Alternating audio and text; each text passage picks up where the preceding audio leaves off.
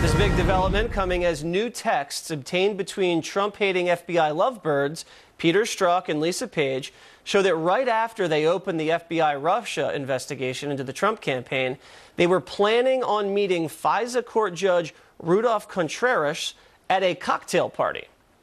We don't know if this is the same FISA judge that they petitioned to get a warrant on the Trump campaign with the phony dossier, but we do know it's the same judge in the Michael Flynn case, who took the rare step of recusing himself with no public explanation. Now, I recently traveled to D.C. to discuss the Russia investigation, FISA abuse, and fake news with Congressman Nunes. Take a look. Nice to meet you, Chairman Nunes. Nice to see you. Welcome to Washington. How do you think the media has handled this FISA abuse story? I'm really embarrassed for them, and I'm actually scared for this country in regards to what is going to happen moving forward here, because the way that the media makes their money has totally changed.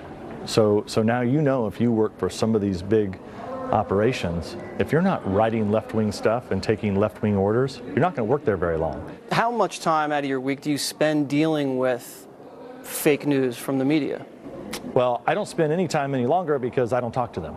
So you don't talk to the mainstream media at all? I will not talk to them at all unless it's somebody I know who's going to do, a fair story. And they have, and my goal here is, or the deal that I've made with the mainstream media is, until you retract the fake news stories that you wrote about me. Congressman Schiff has been accused of leaking a lot. Have you found that to be true? Well, we have over 100 leaks from our committee.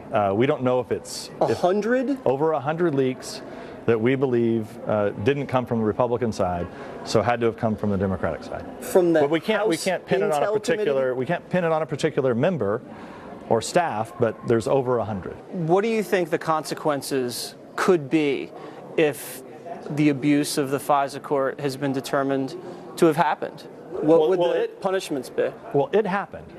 That's without question. It happened. So there is no debate on that. The question that you have to ask yourself is, was this done on purpose, or was this done, was it an accident? Do you have a feeling there could be a cover-up going on? Oh, there's definitely a cover-up going on. The question is, by who and for who? Right? I mean, there's a reason why it took the FBI so long to get us the information on what they used the dossier for. Why? They didn't want the American people to know that they used political dirt paid for by the Clinton campaign against the Trump campaign, and to use our counterintelligence capabilities no less. Do you think the FBI is covering up for themselves or from people higher up in the Democratic Party? It's hard to know the answer to that question. We're continuing to investigate. Government can't function with massive leaks at the highest level of our president talking to foreign leaders. And so that, I think, is one of the focuses that you all should be concerned about, because these are high-level leaks. This is an important place, so I want to show you, this is how I know when there's been a leak from our committee. How's that? Okay, so we're walking down this hallway, so I'll come from voting, and I'll come walking back down. We're headed towards the House Intelligence Committee. Okay. So as we get close to here, right when we round this corner, there'll be usually about a dozen still photographers, cameras, and then I'll be greeted by every single network in the United States of America, and they'll be firing off a question to us that had just leaked from the committee. So you know now there's been no leaks today. Because it's empty. Because it's totally empty.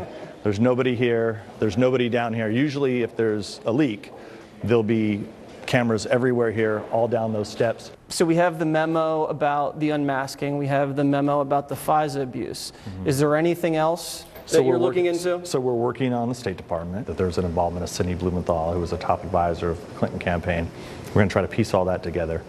And then we have all of these interviews that have to be conducted of the folks at the FBI as it relates to both of the FISA abuse and the State Department problems. The Democratic Party is running a campaign of Russia, Russia, Russia. Do you think that's going to get Pelosi the gavel in 2018? I think it's hard to know right now. They're keeping their base motivated to go and vote. And if that stays the case, where their base is motivated to go vote and ours is not, it could be a problem for us. So we have to make sure that our people get out and vote this year. If Pelosi does get power after the midterms, what does that mean for your investigations? Well, I would hope that we will have our investigations wrapped up by then, and hopefully people who have, from the executive branch, who have the ability to really do a deep dive on these investigations and the appropriate dives to look and see if there's anything criminal, have now taken that over. Because all we can do is make criminal referrals and refer things to the Justice Department. We have no prosecutorial power. And that's why people say we need a second special counsel. That's correct. Doesn't look like I can go in there. No, we have to stop you from going in there. That's a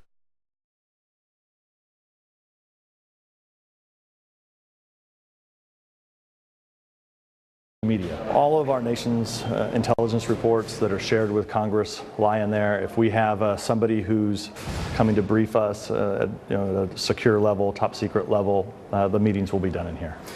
If you find out that members on the Democratic side in your committee have leaked intelligence to the mainstream media, what's the punishment for that? Well, it depends on what's leaked and why. So when I talk about 100 leaks, most of them are leaks of committee business. So it's not going to jeopardize national security. The question is if there are leaks that are of top secret or secret classified information and they're done to harm someone, to harm the United States, that's a different question. When people testify in front of your committee, do they testify in there? They testify behind closed doors in the SCIF without electronic devices.